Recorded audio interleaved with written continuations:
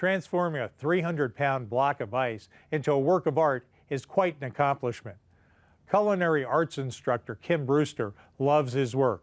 He uses a chainsaw and various chisels to carve ice into spectacular sculpture.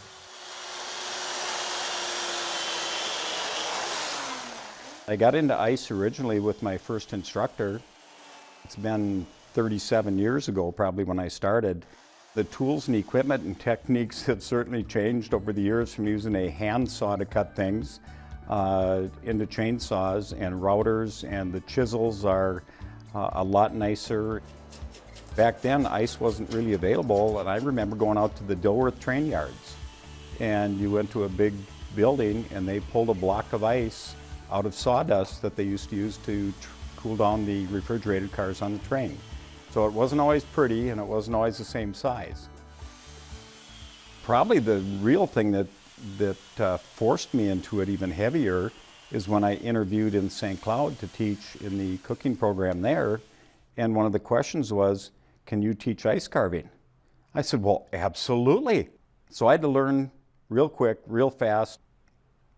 There's many technique books out there on new techniques that are available, and so I try and get those and incorporate new techniques that I use today that I probably didn't use 8 years ago. We do make our own ice, and our ice blocks are 20 inches wide by 40 inches high and 10 inches thick. And that's just an industry standard, whether it's here in New York or California or Texas. You will get wet on this ride, and so I do have rubber boots on to keep me a little bit drier. Also, the chaps that I'm wearing are a safety chap that are made out of Kevlar, that if for some reason you'd hit yourself with a chisel or the chain or something, it's going to protect from getting cut. I'll be using the foam earplugs to keep some of that noise blocked out so I can save my hearing a little bit. The ice lift that we have is adjustable to get that up to a height that's safe for carving. And so we'll raise this up a little bit to start with. And now we're ready to begin. The first step is sticking a template on the ice and just taking the tip of the chainsaw and kind of tracing out your pattern.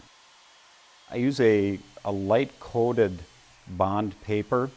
If it isn't coated at all and we wet that paper down, it's going to fall apart when we try and pick it up.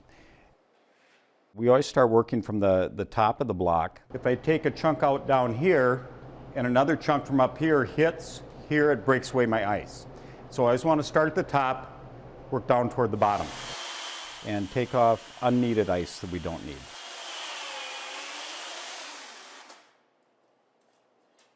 We've removed all the excess ice, but now everything is 10 inches thick and there's no three-dimensional to it at all.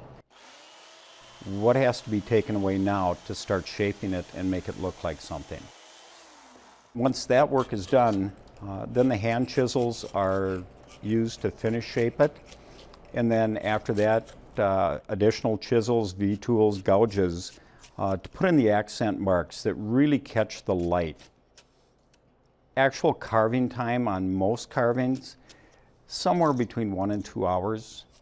The last step is then to wash it down with some water to see if you have any imperfections or where you need to trim up, and to get rid of any snow or ice chips, and it really clears it. Back in the freezer, and it's ready for delivery to the customer.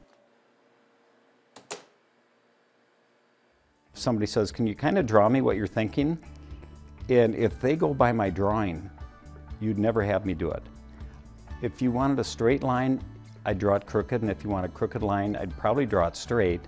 I guess I would call it more of a visual artist, that I can see it in there. There's a ton of things that I've carved. For weddings, it can vary from, we want swans, we want hearts, we want lovebirds. The crystal vase is probably the most elegant, but then you get the additional expense for a wedding of putting flowers in, and that's not always so cheap. Functional ice carvings as well. If they'd like we'd like something that we can put fresh fruit in. We'd like a punch bowl that we can serve punch out of. We want a clamshell that we can serve shrimp cocktail in. What really helps is being a chef, because I know the problems that are out there. If they're going to use it functionally, do I need to drill some holes so the shrimp doesn't sit in water? Normally I tell people if you've got a wedding or a function and we set it up at 5 or 6 o'clock, it's still going to be there at midnight. The only thing that melts in proportion, the fine details, they won't be as crisp, but you'll be able to tell what it is. I always include what I would call a drip tray. So as the ice melts, it goes through a tubing behind the table that it is set up on and into a 5-gallon pail. It's a fun hobby and I enjoy doing it. The real thing is the wows or the customers looking at it and all the kids coming up and they have to touch it. Whether it's a kid that is 4 years old or a kid that's 85 years old. They all want to touch it, they want to feel it, and is that really ice?